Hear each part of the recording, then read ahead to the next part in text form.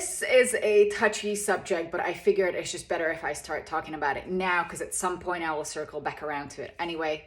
So I have very heavily in the past shown and still show signs of a child of narcissistic parents. And I couldn't really put it anywhere because if you look at my mother's behavior, she's not stereotypically what I've known as a narcissistic person. And my father is not really like that at all. He's kind of the opposite side of just being extremely shy and extremely introverted. So I couldn't put it together why I have the typical textbook traits of, I used to show narcissistic traits as well. I modeled it from somewhere, somehow. I wasn't quite sure about my own emotions. I couldn't really pinpoint my emotions. I didn't feel my emotions. I was going towards numbing and addictive behaviors and just the typical signs of not being able to reconcile my feelings and everything that comes with it. And those are very typical signs of someone who's modeled narcissistic behavior. Now, it was a book called Daughters of Narcissistic Mothers. And I don't remember the author, but I'm gonna write it out in the text. And it doesn't just apply to daughters of mothers, it also applies to sons of narcissistic parents. It doesn't have to be gender specific. But in that book, the woman explains two different versions, two flavors of a narcissistic person. One would be the grandiose narcissist, and the other one is the vulnerable narcissist. Now, the grandiose narcissist is what you would stereotypically call a narcissistic person who is turning all the attention towards themselves, very inconsiderate with other people's needs and feelings, and just kind of warping reality around themselves so that they will always be right. Their feelings are always righteous. Their actions are always justified. Their voice is always louder than everyone else's. They're always more boisterous and more at the center of attention than anybody else. And the entire world would just wrap around them, including emotional coercion or gaslighting or anything that comes with, I will have to protect myself as an identity, and I will force it upon other people around me as well to protect me and elevate me and guard my sense of self, because the internal sense of self is so fragile and so vulnerable. And now we go from the grandiose narcissist to the vulnerable narcissist, who doesn't put on these outer characteristic traits. They just have the inner vulnerability, and they show narcissism in a very different way. And that's when something clicked in for me, that I didn't have the vocabulary for it. I didn't understand that this is a category of narcissistic personality traits. But my mother is textbook that. So a vulnerable narcissist haven't developed the outer characteristics of self-defense mechanisms. They wouldn't really warp the entire surroundings around themselves as they are the center of attention or they are the most important person. They would kind of have the inverted version of that, where they portray their inner vulnerability and insecurity in ways that they are constantly putting themselves down, playing the martyr in any situation. You would have a sense of, everything is my fault, and why is it my fault? And I'm blaming you for it being my fault. You are believing that everything is my fault, and I don't understand why you're doing that to me. I didn't do anything. Did I do anything? That sort of guilt-tripping, shaming, blaming, criticizing vortex of playing a mouse-like character who would never have enough self-confidence. They don't dare to go out. They don't dare to be the center of attention. They don't dare to openly portray an extroverted persona around narcissism. but it is the self-importance that is somehow warped. Their shape, there's always shapes, their shape of their sense of self, their own self-image is somehow warped inward, so that they don't know how to connect with other people. They don't know how to form secure relationships. They don't know how to attach to someone in a healthy way. They don't know how to support someone, and they don't know how to receive support from someone. So they believe that everything that is happening around them, that applies to both of the narcissistic characteristic traits, is just that they are showing it differently. You would believe, as a narcissistic person, you would believe that everything that happens around you is somehow connected to you, or is somehow your fault, or that is nothing is your fault, but you are protecting yourself. So it is a self-centered view. Say someone around you is failing a test, or someone around you is not getting the job that they wanted, or someone around you is losing money, or not having the relationship that they want, or having a relationship that you wouldn't want. And immediately you turn that around to yourself and try to either protect yourself because of somebody else's actions, or you're trying to put it on others that it's their fault, it's their issue, it's their problem, when it is your own insecurity. Of course, there's a fine line between getting involved in each other's lives, especially if we're living together, or especially if we're intimately sharing relationships.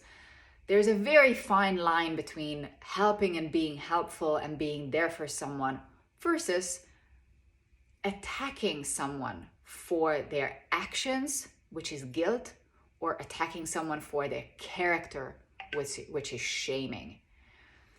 And it was so I'm going to name 3 overarching character traits that apply to both of the narcissistic personality types, and at some point I'm going to talk way more about this, but for now, just the 3 basic things that applies to everyone, whether it's a grandiose version of it, or a vulnerable version of a narcissistic person.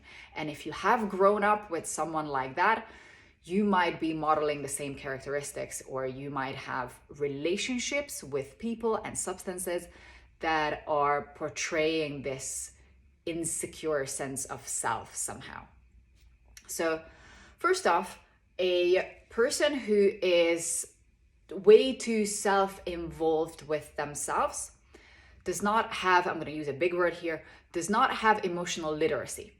So you wouldn't have, as a narcissistic person, you wouldn't have the emotional vocabulary for what you're feeling. You are finger painting with very basic colors instead of using a broad color palette that would paint different shades of emotional nuances.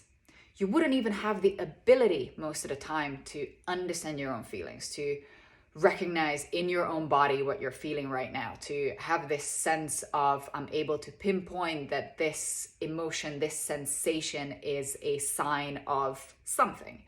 You wouldn't be able to make the connections between your physical sensations and the core of those emotional reactions. So when you don't have this emotional literacy, that's my best word for it, then you're quite frequently denying your own emotions, and you're invalidating other people's emotions. That's when the big word gaslighting comes in. And I had a beautiful instance with that with my mother at one of the last times that I ever spoke to her, when flat out, I was on the phone to her.